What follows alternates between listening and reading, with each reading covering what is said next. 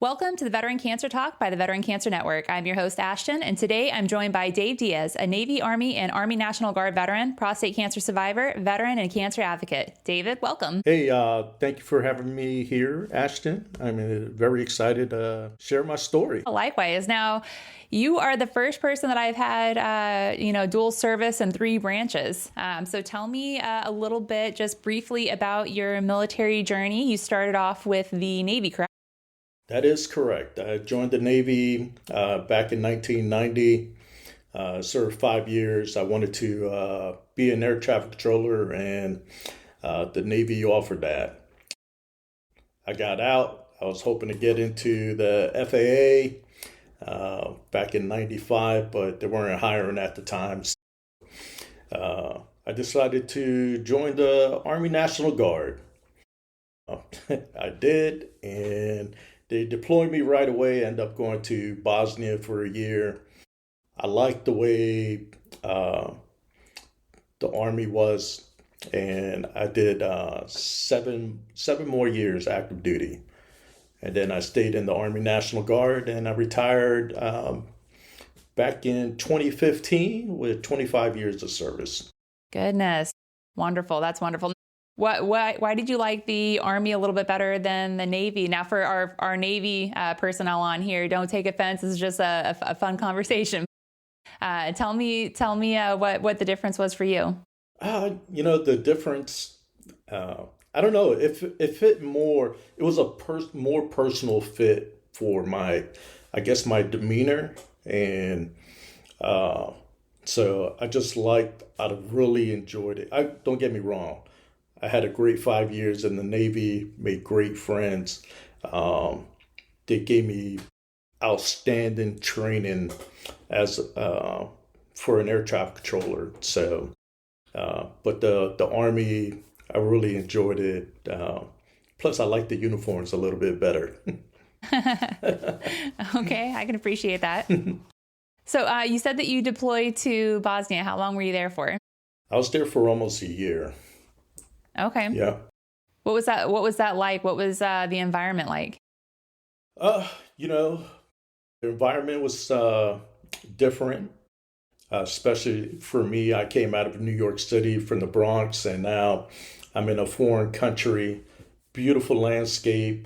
I was not ready for the cold.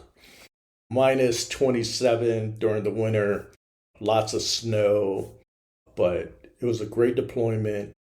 Good experience. So, oh, goodness. Now you spent over 20 years in the military. Besides Bosnia, did you go anywhere else? I was stationed in Guam for a couple of years. I did that in the Navy. Then after that, I bounced around stateside.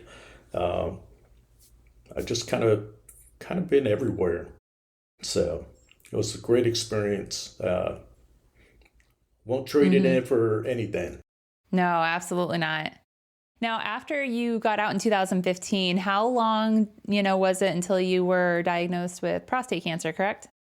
Yeah, I was diagnosed in 2017, 2 years after I retired from the Army National Guard.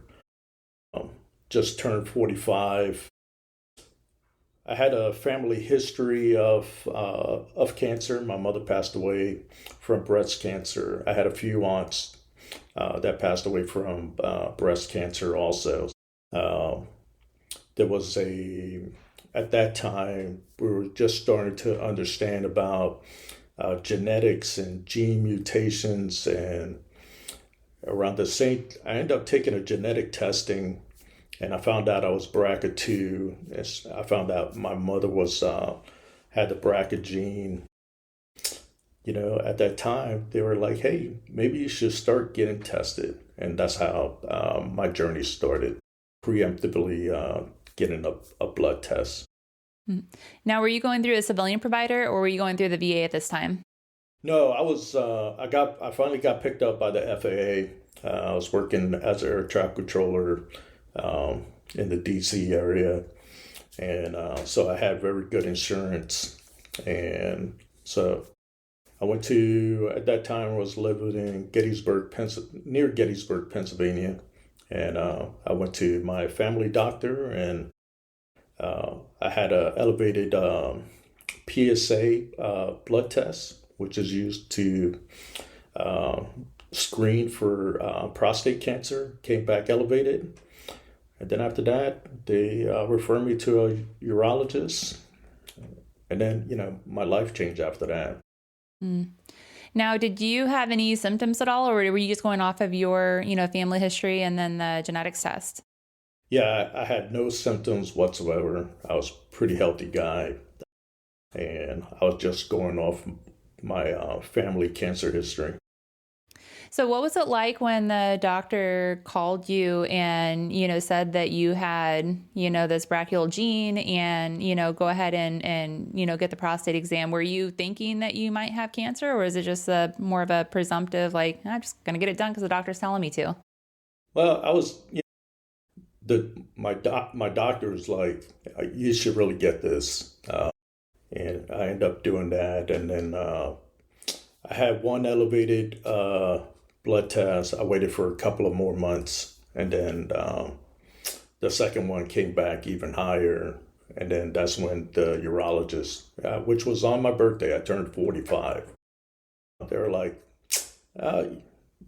there's something wrong here. You need a biopsy. This could possibly be cancer. What was that like, being told that on your birthday of all things, at 45? It's kind of shocking, right? You get, it's like getting punched in the gut, because when you hear the word cancer, you automatically think death sentence. And at the time, I just turned 45. I was remarried. I had a 2-year-old daughter, and I had a 4-month-old son. And all I was thinking was like my family. I'm going to take care of my family. Who's going to take care of my family? And those things just start cropping up. I think that's actually a really normal response for, pretty much anybody that gets a diagnosis like that. Who was your first call, or who did you tell first? I told my wife at the time. She was the first person I told. Mm. And how did that conversation go for those that have to, do this as well? It's a very difficult conversation. My wife at the time, we're divorced now. She was a physician assistant, so she was in the medical field. So I guess that was a little bit easier because she had a little bit of a understanding, but she was shocked by it because prostate cancer normally affects men a little bit older, normally in the 60s, 65 and up. For me, being just 45 was pretty shocking. Mm-hmm. So you get the diagnosis. What is the treatment regimen like? What do the doctors recommend for you? So at first, I ended up doing a biopsy. They found out I did have cancer. So they recommended surgery. So I did not mess around. I went to one of the best medical centers in the country. I went to Johns Hopkins. They gave me a second opinion of my biopsy, and they told me I was a Gleason 7 of 4+3. So I was at intermediate to high risk, and so they recommended surgery, and so I ended up doing. It happened so fast. Like my birth month is in July.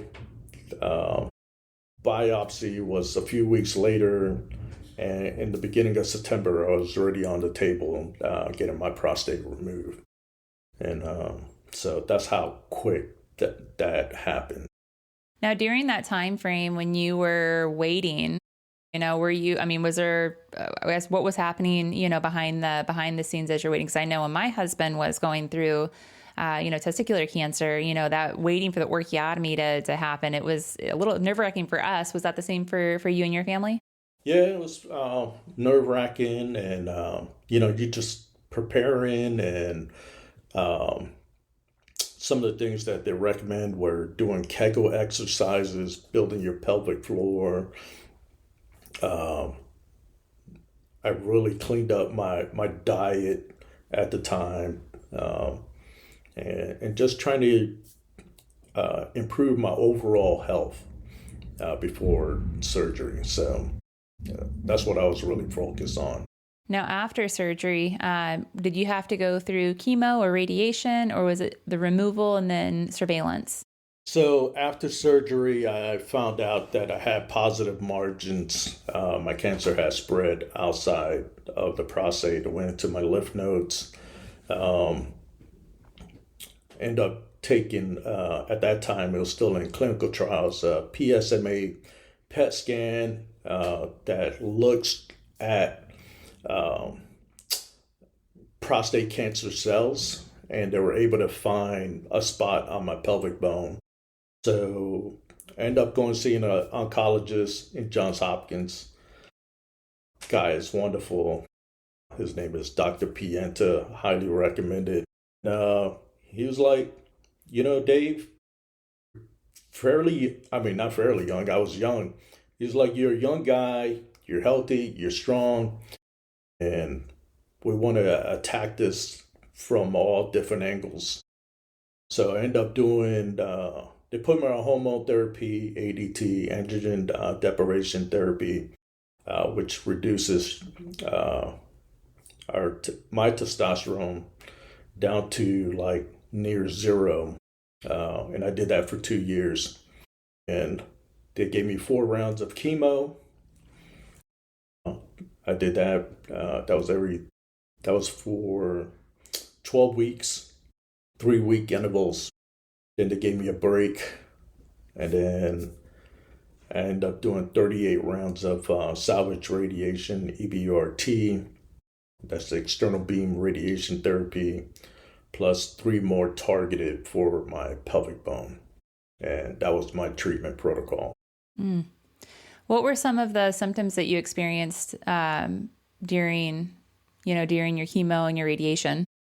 Chemo, lucky my hair did not fall out. I only did 4 rounds, so but I lost like all my body hair, and but you go through the. I remember my taste was different. Everything tasted like metal.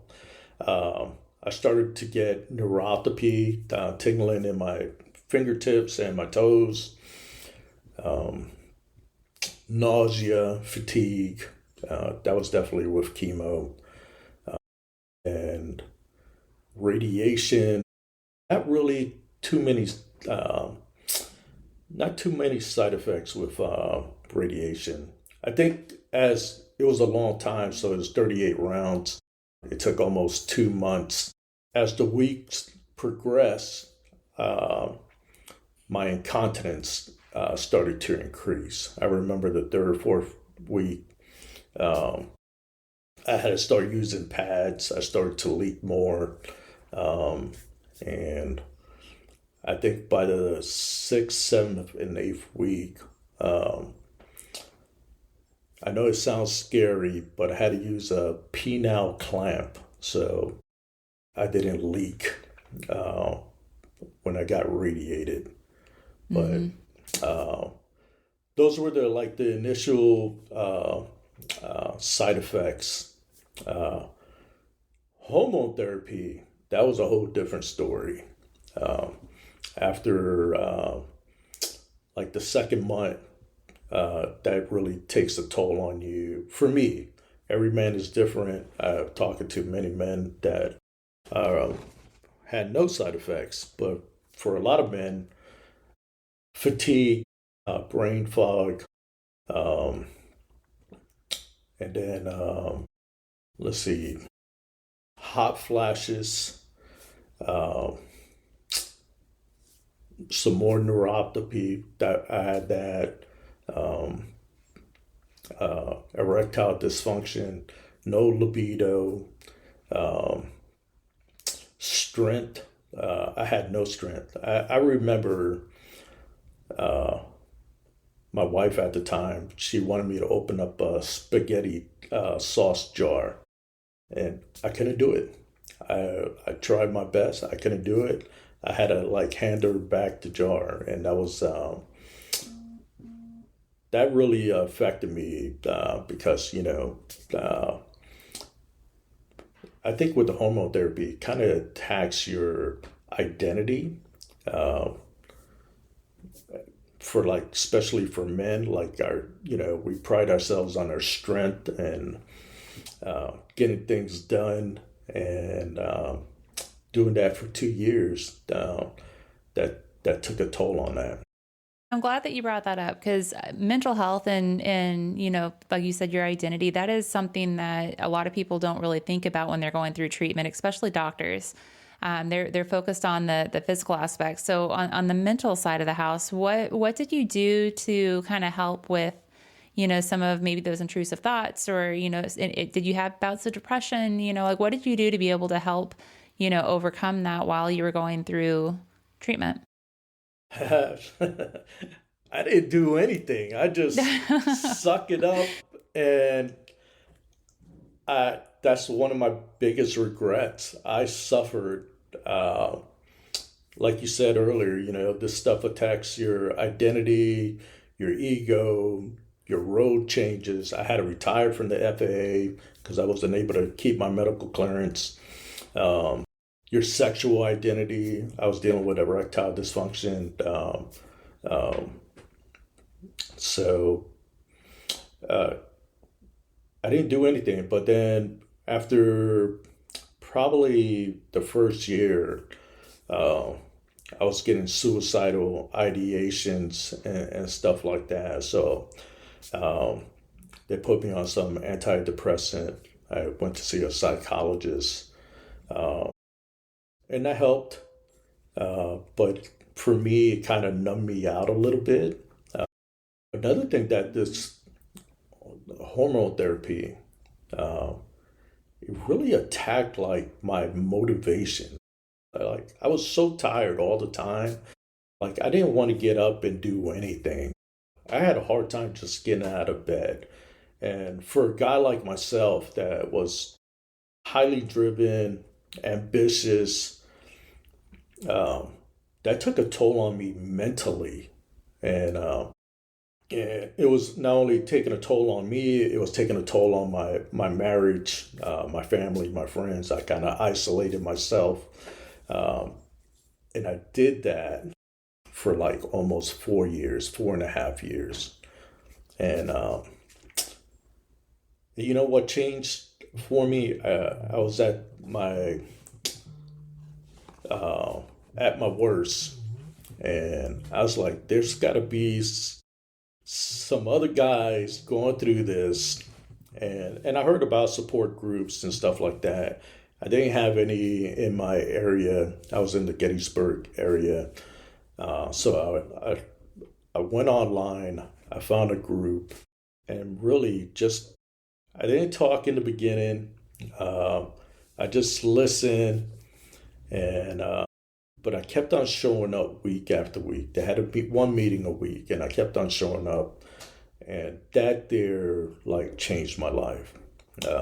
Just getting the frustrations, the anger, the sadness, really started to like make changes for me, mentally and emotionally. I think it's important, when, especially for veterans, we tend to self-isolate whenever we're, when we're going through a struggle, because it was kind of embedded into us when we were in the military, at least, for a lot of my fellow Marines that I served with.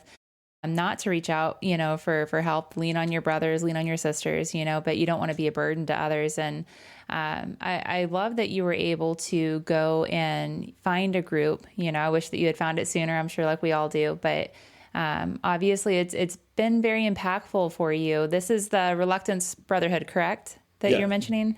Yep, I found the Reluctant Brotherhood. Yeah. So tell me a little bit more about them and, how they've impacted, your life and what you're doing now.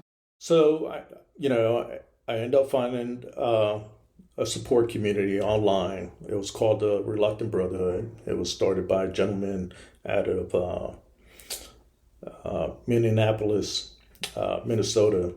and his name is John Teisberg. And he was like, he had prostate cancer, and he was like, he was looking for a group also, and he wasn't finding it. So he decided to start it. And this group has been around for like 15, 16 years. And I just started going to his meetings, and they really started to provide a space where men could talk and not feel judged. There's a lot of things that goes on with prostate cancer that really affects men. And for myself, I was like, man, this is a great like venue or place where I could talk and not only talk, but get different perspectives from other men that are on similar journeys. And I kept on showing up week after week. And then I started to volunteer. Then I started to moderate some meetings. And it really, really impacted me. And then one day, John gave me a call, and he's like, hey, Dave, I've been not only myself, but the other guys in the group, they've been watching you, and you've been really stepping up. And I want to, he told me, I want to step down, and I want to see if you're interested in running this. And I was like, well, John, yes, I would love to. I want to, but I'm going to change things. I really believe in what this community does for men. So I ended up taking it over. I turned it into a nonprofit. That was about 2 years ago. And we went from one meeting a week, which is Wednesday. We run about 3 to 4 meetings a week. We run about, 8 to 9 different types of meetings. I have from men under 60, that's a whole different demographic. I have a meeting for men that are newly diagnosed to have lots of questions, maybe about a treatment or about side effects, or maybe, they just got lots of questions. So we have a meeting for that. And then I have a faith-based meeting. I have even a gay, bi, and trans women meeting that's provided. Advanced cancer. Then we have just our normal meetings. Tuesday nights, we call it open talk, where guys could just come on and just talk about anything. It doesn't have to be about prostate cancer. It could just be about life. Maybe they just want to vent or talk about some other issues. And then my main meeting is on Wednesday night. I get men from all over the globe now. And men just want to maybe give an update on their cancer journey, or they want to talk about something. A lot of times we're just there sharing stories and just laughing our heads off. It's very comical. I will say that, laughter and that sense of community really does make the cancer journey a lot easier. Seeing somebody that has gone through, cancer and that's kind of going down the same path that you went down, what would be your message, outside of that community and obviously reaching out to the Reluctant Brotherhood, but what other message would you give to, somebody that's starting their journey, with prostate cancer? My biggest message is that and one of my biggest regrets was trying to do this alone. There's people out here that they will share their stories, give you advice, give you a perspective, and you shouldn't do this journey by yourself. And it's not only for you; it's also for your families. I end up getting divorced. This disease had an impact because I isolated myself. And it took a toll on my marriage. And And this is why I'm a big proponent about signing up or just visiting a support group. This gives you a venue, almost a training ground for you to not only communicate, but also learn how to communicate to your partners, to your family, to have those difficult conversations. It's hard. Like I also have two adult sons. You know, they're 31 and 28, and that was a hard conversation. But when you go to a support community, it gives you practice. You're talking to other men that are on similar journeys, and they're going to give you advice, perspectives, and so you could have some ideas to have those conversations on your own with your friends, with your colleagues, spouses, things of that nature. No, I think it's great that you're normalizing, your experience of what happened, because I think too often when you get the cancer, the dreaded cancer diagnosis is, one, you think this is it, this is it. But it's also, very, like you said, it could be isolating. You think that you're kind of the only one out there, and with the Reluctant Brotherhood, you guys are doing a fantastic job on normalizing that conversation so others can be better prepared for that. Now, how would somebody reach out to your organization? They're looking for, that community that you mentioned. Well, you can find us online. We have a website called the reluctantbrotherhood.org or .com. I own both of them domain names. You can find us on Facebook. You can find me on LinkedIn. But yeah, you go to the website. You'll see all the different types of meetings that we provide. Also forgot we provide a caregiver meeting because spouses, partners, and caregivers, they need support also. A lot of times we think we just have cancer, but that's not true. Everyone around you has cancer and they need support. Caregivers and spouses, no one signs up for this, right? And it takes a lot of time, it takes a lot of energy, and if you don't get support, you eventually get burnt out. And then you end up, this is the thing, when you get burnt out or you're not able to take care of yourself, right? You're not able to take care of anyone around you. It's like when we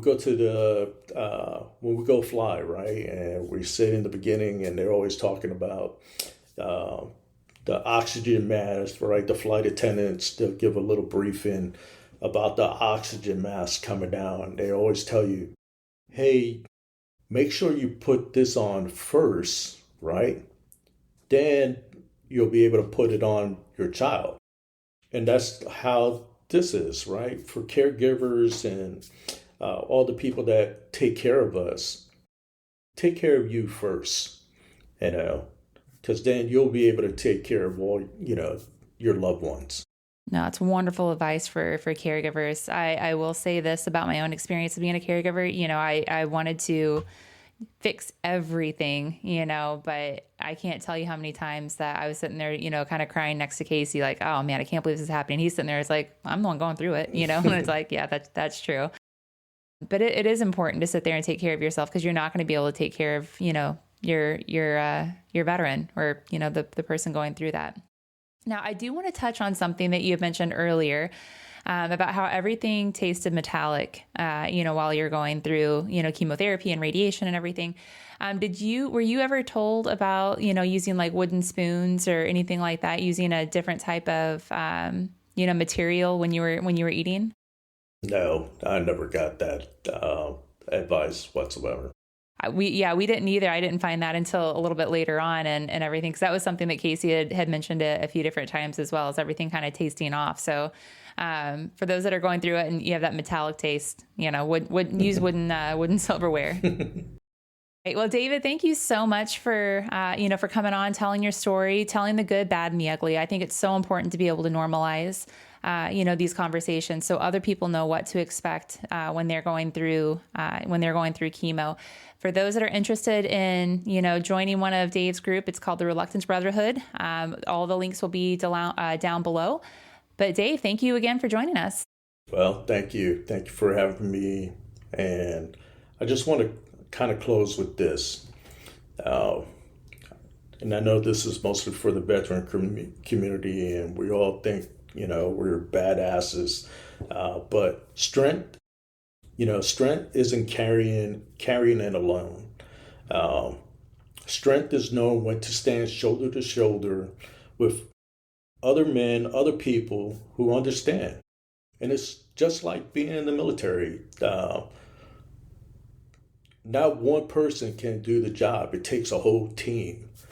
And so use that team concept when you're going through a difficult journey as a life-threatening disease. I couldn't say it better.